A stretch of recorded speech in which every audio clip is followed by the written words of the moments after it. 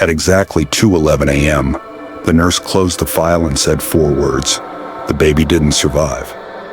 But what she didn't know was this: that baby would return 10 years later and destroy everyone inside that hospital. Welcome back to Tales by Nnamdi, where the voices of our ancestors rise through every story I tell. Before we begin, don't forget to like, comment, and subscribe. Together, we will let the truth travel farther than fear.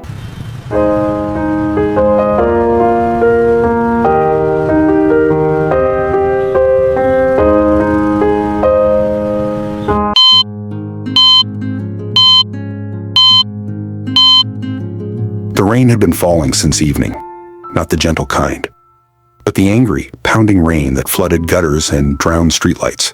At exactly 1:46 a.m., a rusty taxi screeched to a halt in front of Greenville Specialist Hospital. A woman screamed inside the car. Her name was Mara Dike. She was 26, thin from months of hunger, and drenched in sweat that had nothing to do with the rain. Her hands clutched her swollen stomach as another contraction ripped through her body. "Please, help me," she cried. The security man at the gate hesitated. Not because he didn't hear her, but because he had heard that cry too many times before. Poor women always came at night. They were the easiest. The nurses rushed her in, wheeling her past flickering fluorescent lights and peeling hospital walls. No relatives followed her. No husband. No mother. Just Mara and the child she had carried for 9 painful months. Inside the labor ward, a nurse whispered to another, "She doesn't look like she can pay." Another contraction hit. Mara screamed. 2 hours later. At 2:11 a.m., a baby's cry filled the room. Loud. Strong. Alive. For a brief moment, Mara smiled through tears. "I want to see my baby," she whispered. The nurse turned away.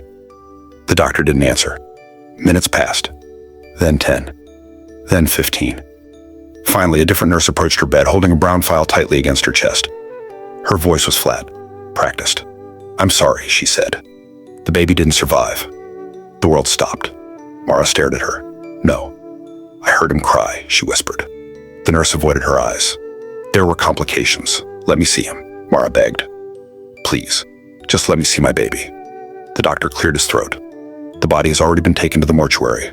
A lie. A clean, well-rehearsed lie. Outside that ward, down a restricted corridor, the baby lay wrapped in a blue hospital cloth, breathing, kicking, alive. A nurse checked her wristwatch. "Call the basement," she said quietly. And as thunder rolled across the sky, the first sin of that night was completed. No one ever wrote about the basement in Greenville Specialist Hospital. It didn't appear on brochures. It wasn't mentioned during inspections, and no patient was ever officially taken there. Yet, at 2:29 a.m., the elevator descended. The nurse stood stiff beside the trolley, one hand resting on the newborn wrapped in blue cloth. The baby stirred softly, unaware that his life had already been rewritten by strangers. The elevator doors slid open with a dull metallic sigh. The basement smelled different, not of antiseptic, but of cold concrete, damp walls, and something faintly metallic. Blood. Fluorescent lights buzzed overhead, casting long shadows on the floor. At the far end of the corridor, a steel door stood half open. Inside was what the staff called Ward B. No windows. No charts on the walls. No names on the cribs.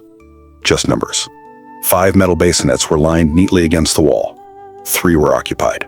2 were empty, waiting. A middle-aged woman in a tailored suit stood there, arms folded. Her shoes were spotless. Her face showed no warmth. "This one?" she asked, without looking at the baby. "Yes," the nurse replied. "Healthy. Male. No complications." The woman nodded once. "Add him to tonight's list." She turned and walked toward a small glass office attached to the ward. Inside, another nurse sat behind a desk, typing into a laptop that was not connected to the hospital's main system. On the screen was a spreadsheet.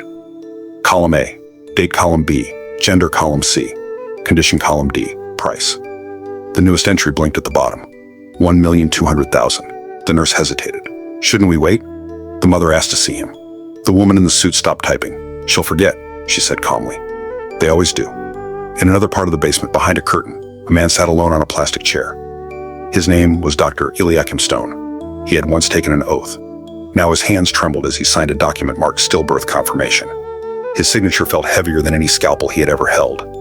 10 minutes later, upstairs, Mara Dike cried until her voice broke. Downstairs, her baby was fed warm formula from a bottle labeled B017.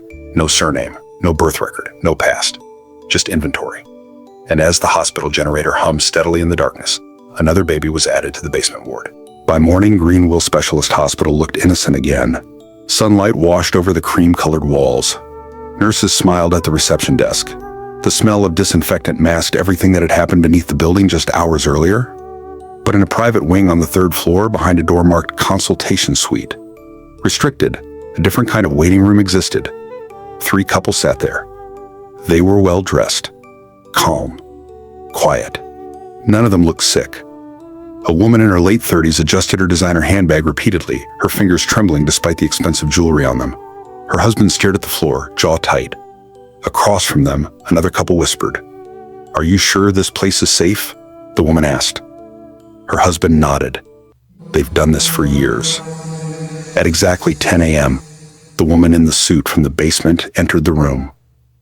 Her name was Mrs. Alade. She did not smile. "Thank you for coming," she said. "We'll proceed one couple at a time." She motioned to the first pair. Inside her office, the blinds were drawn. The air conditioner hummed softly. Mrs. Alade placed a thin folder on the desk. "These are the available options," she said, opening it. Inside were photographs. Newborns. Each photo had a small code beneath it. B014, female. Healthy B016, male. Premature B017, male. Excellent condition. The woman gasped softly. "They're beautiful." Mrs. Alade nodded. Naturally, she slid another sheet forward. A price list. Female healthy, $950,000. Male healthy, $1,200,000. Fast track documentation, $300,000 extra. "There is no negotiation," Mrs. Alade said. "Payment before release." "What about the mother?" the man asked quietly. Mrs. Alade closed the folder. She signed consent. She lied smoothly. Outside the office, Dr. Eliakim Stone stood near the window, listening to voices drift down the hallway. His chest felt tight. He remembered Mara's face. The way her hands had reached for a child she was told no longer existed. In the basement, B017 slept peacefully, unaware that his life had already been sold. Back upstairs, Mrs. Alade collected a transfer receipt. "Congratulations," she said to the couple. "You are now parents." And just like that, a lie became a family. Her name was Nurse Kemi Efalayan. She had worked at Greenville Specialist Hospital for 6 years. Long enough to know which doctors demanded bribes. Long enough to know which files disappeared. Long enough to know that the basement did not officially exist. But lately, she couldn't sleep. Every time she closed her eyes, she saw blue hospital cloth, tiny fingers curling around air. Numbers where names should be. It started the night she mistakenly entered the wrong ward. She had been asked to deliver medications to the maternity unit, but the elevator doors opened on B level instead. The corridor was silent, too silent. She followed the faint sound of crying. That was when she saw them, the cribs, the numbers, the babies without mothers. Kemi froze. A voice came from behind her. "You weren't supposed to be here." She turned sharply. Mrs. Alade stood in the corridor, arms crossed, her eyes sharp as knives. I took the wrong elevator," Kemi stammered. Mrs. Alade smiled, but it never reached her eyes. "Then forget what you saw." Kemi nodded. She left. She didn't report it. She didn't speak. But guilt is loud. 3 weeks later, Kemi submitted her resignation letter. She told no one why. That same evening, as she packed her locker, a folded note slipped out of her pocket. "Meet M.E. Records room. 11:45 p.m., no signature." Her heart pounded. At 11:44 p.m., the hospital corridors were empty. Night duty had begun. The lights hummed softly. Kemi entered the records room. The door shut behind her. Dr. Eliakim Stone stepped out of the shadows. "You want to leave," he said quietly. She swallowed. "I can't pretend anymore." He nodded slowly. "Neither can I." He pulled out a small flash drive. "This contains everything," he whispered. "The basement entries, the false stillbirth certificates, the payments." Before she could respond, the lights went out. Footsteps echoed. A voice spoke calmly in the darkness. "You both talk too much." The lights flickered back on. Mrs. Alade stood at the door, and in her hand was the resignation letter Kemi had submitted that morning. The basement ward ran like a system, not a hospital system, a supply chain. Every baby brought down there was stripped of identity within minutes. No birth certificate, no footprints, no mother's name, only a code. B021, B022, B023. Nurse uniforms changed at the basement door. Phones were forbidden. Conversations were brief and professional. As if emotions could trigger alarms, a whiteboard hung on the wall. AVA label reserved relieved. Under AV label, 3 numbers were written. Under released, 5 had been wiped clean. Dr. Eliakim Stone stood near the incubator, staring at a sleeping infant labeled B019. The baby's chest rose and fell steadily, peacefully, too peacefully. How many now? He asked quietly. A junior nurse hesitated. This month. He nodded. 7, she said. 8, if tonight goes through. Eliakim felt sick. Then something happened that had never happened before. A crib was empty, not marked released, not scheduled. Just empty. Where is B022? Eliakim asked. No one answered. The nurses checked the logbook, then the computer, then the storage room. Nothing. Panic crept into the ward. Mrs. Alade arrived within minutes. Her calm was unsettling. Lock this floor, she ordered. No one leaves. They searched everywhere. Then they found the blanket. Blue, folded neatly. No blood. A disappearance meant only one thing. Someone had taken a child without paying. And theft was something the system did not forgive. Upstairs, Nurse Kimia Falayan lay unconscious in a dark storage room, her hands tied.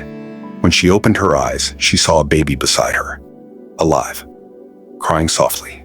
B022. Her heart broke. She didn't know how she had ended up there, only that she had overheard a conversation, and then everything went black. A speaker crackled above her. Mrs. Alade's voice echoed calmly. You wanted to leave, she said. Now you will help us decide something. The door opened. Light flooded in, and Kemi realized the truth. The children without names were not just being sold. They were being used as leverage. 10 years passed. Greenville Specialist Hospital expanded. New paint, new wings, new awards mounted proudly at the reception. But some wounds do not heal with time. They wait. Mara Dike never forgot the night her baby died. She left the hospital with empty arms and a hollow chest. People told her to move on, to marry again, to try another pregnancy. But every year, on the same date, she bought a small cake and sat alone in her room. For a child who never had a grave. That afternoon, Mara boarded a bus to the city market. She had taken a job as a cleaner in a wealthy neighborhood, the kind where houses hid behind tall gates. As she scrubbed the tiled floor of one of those homes, laughter floated down the hallway. A child's laughter. She looked up. A boy stood near the staircase, about 10 years old. Her breath caught. There was something about him, the shape of his eyes, the small scar near his left ear. Her knees weakened. That scar. She had seen it before. On the night of her delivery, the nurse had whispered about a minor cut during labor. Mara dropped the mop. The boy stared back at her, curious. Who are you? He asked. Her voice trembled. What is your name? Daniel, he replied. Daniel. Not the name she had chosen. The woman of the house appeared, smiling proudly. He's my miracle child, she said. We waited years. Mara's heart pounded violently. That night, she cried until dawn. The next day, she returned. She watched Daniel play. She noticed his birthmark. The way he touched his ear when confused. There was no doubt. The dead had returned. Mara went back to Greenville Specialist Hospital. She stood at the gate for hours before gathering the courage to enter. Inside, the faces had changed. But the walls remembered. She asked questions. She met silence. Then she met an old cleaner who recognized her. You're not the first, the woman whispered. Some children were never dead. The ground beneath Mara's feet shifted. What she had buried for 10 years was not grief. It was truth. And truth was about to walk back into the hospital that killed it. It was midnight. Greenville Specialist Hospital had long stopped pretending. The corridors were empty, except for shadows and the faint hum of the emergency generator. Mara Dike had snuck inside. She carried nothing. No tools, no plan, only her heart full of questions and rage. She found the old records room. Dusty shelves towered above her.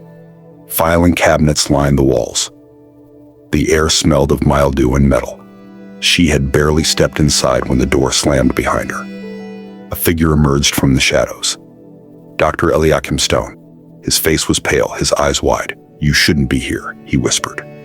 I need the truth. Mara said, voice shaking. All of it. He looked down. A hand trembled over a locked drawer. It's all here, he said. Every child, every fake death, every payment. Mara opened the drawer herself. Files stacked neatly with dates, codes, and amounts. Some babies were crossed out, gone. Some were marked VIP, delivered to wealthy clients. And then she saw it. A file labeled B017, Mara Dike. The paper inside contained her child's original birth certificate, untouched. Her hands shook. This is my baby, she whispered. Before Eliakim could respond, a shadow moved behind the shelves. Mrs. Alade. Her face was cold, menacing. You shouldn't have come here, she said. Eliakim stepped in front of Mara. I'm done hiding, he said. Neither am I, Mara said, voice trembling but fierce. Mrs. Alade laughed softly, but it was not a joke. You'll leave here, but not all of you will leave alive. A struggle erupted. Cabinets fell. Papers scattered. Eliakim fought to protect Mara as Mrs. Alade grabbed a heavy file. It hit the floor. The sound of shattering glass echoed through the room. Though there was no glass, somehow, a fire had started. Smoke filled the room. Mara's vision blurred. But she remembered her child. Somewhere out there, he was alive, waiting. She and Eliakim pushed forward, flames licking the walls, until at last they escaped, carrying the files that held the truth. Mrs. Alade's screams were swallowed by the smoke, and the hospital, for the first time, felt the weight of the blood it had spilled. It started quietly. A flicker near the basement electrical panel. A spark. By the time anyone noticed, the smoke was thick, curling along the cracked walls of the basement. Mrs. Alade's empire of secrecy had one vulnerability: fire. Mara Dike stood with Dr. Eliakim Stone outside the ward, files clutched in trembling hands. Smoke filled the stairwell, and the smell of burning plastic and paper stung their eyes. Inside, the babies were screaming. Nurses ran in panic, but the fire blocked escape routes. Mrs. Alade appeared at the top of the stairs, her expensive shoes clicking on the tile. You think you can ruin me? She shouted. Mara didn't answer. Instead, she shouted at the hidden babies, stay calm. Help is coming. Meanwhile, Eliakim had one thought: protect Mara and the files. He ran back inside. Mara hesitated, then followed. Smoke stung her lungs. Flames licked the walls. The air was heavy and suffocating. They found the basement ward. Cribs toppled, blankets scorched. And then she saw him. B017, alive, covered in soot, but breathing. Mara lifted him. He grabbed her hand, clutching it as if he had known her all his life. The fire alarm finally blared. Security doors unlocked. Staff evacuated. Firefighters arrived. But outside the world could see. News cameras called by an anonymous tip. Someone in the hospital wanted the truth out, flashed red lights across the building. For the first time in a decade, Greenville Specialist Hospital was no longer invisible. Mrs. Alade tried to escape in her car, but the police were waiting. Eliakim stood beside Mara, coughing but alive. This is justice, he whispered. Mara held B017 tightly. For 10 long years, she had waited. And finally, the fire had returned what was stolen. The courtroom was packed. Reporters scribbled in notebooks. Cameras flashed. The air smelled of anticipation, anger, and years of hidden secrets finally coming to light. Mrs. Alade sat at the defendant's table, perfectly composed despite the charges against her: human trafficking, illegal sale of children, and falsifying death records. Across from her, Dr. Eliakim Stone sat quietly, still trembling from the fire and the escape. Mara Dike entered with B017 by her side. Her heart was pounding, but for the first time in 10 years, she felt strength. The judge cleared his throat. Today, he said, we confront a hospital that has betrayed every principle of medicine, law, and humanity. The prosecution began presenting evidence: files from the basement ward, photographs of children with assigned codes, witness statements from former nurses, including Kemia Falayan. The courtroom gasped as the spreadsheet detailing prices paid for infants was displayed. 7 children sold in 1 month alone, shouted the prosecutor. Mrs. Alade's lawyer attempted to object, but the judge silenced him. Then, Mara was called to the stand. She took a deep breath and spoke. My child, B017, was taken from me. He was alive, yet I was told he died. For 10 years, I have lived with grief and fear and anger. But today, I stand here with him in my arms. The courtroom erupted in whispers. Some cried, Others shook their heads in disbelief. Dr. Eliakim Stone testified next. He confessed his complicity, detailed the coercion, and provided names of others involved. One by one, the hospital staff who had hidden the truth were exposed. Finally, the judge delivered his verdict. Mrs. Alade, you and your accomplices are hereby sentenced to life imprisonment. Greenville Specialist Hospital will be permanently closed, and all children involved will be placed in safe custody with their rightful families. Mara looked down at B017. Her tears were no longer of pain. They were of victory. Outside the courthouse, reporters shouted questions. Cameras clicked. Justice finally had a face. And for the first time in a decade, Mara smiled. The morning sun shone over the city with a brilliance that felt almost holy. Mara Dike stepped out of the courthouse holding B017 tightly. He had slept on her shoulder all night. People on the street paused as they saw her. A mother who had lost everything and reclaimed it. For 10 years, she had imagined this moment. Now it was real. Greenville Specialist Hospital was permanently closed, its gates chained, its windows dark. Mara visited the orphanage where other children had been placed after the fire. She saw familiar faces. Some had been taken by wealthy families, others by foster programs. All alive, all safe. She hugged them, whispered promises to never let anyone take them again. B017 held her hand, his small fingers intertwined with hers. "Mom?"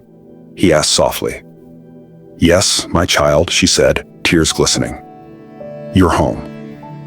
Meanwhile, Dr. Eliakim Stone was escorted into protective custody. He had testified fully and would help track down any remaining victims. But Mara knew the most important thing. The past was no longer a prison. Months later, she moved into a small house by the river. She painted it bright yellow. B017's laughter echoed through the rooms. One evening, she looked out at the water. She remembered the night she had held nothing but a lie. Now she held life itself. And in the distance, the city hummed quietly, unaware of the horrors it had nearly allowed, yet alive to the miracle of justice and reunion. Mara kissed her child's forehead and whispered, "Never again. We are together." And nothing can erase that. The wind carried her words. The river reflected her smile. And for the first time in a decade, Mara Dike's heart was completely free. Thank you for joining us on Tales by Nnamdi, where the voices of our ancestors speak through every story. I hope this tale has touched your heart, stirred your imagination, and carried you into the world of our people. Remember, like, comment, and subscribe so you never miss another journey into the wonders of folklore. Until next time, let the stories guide your soul and awaken the spirit within.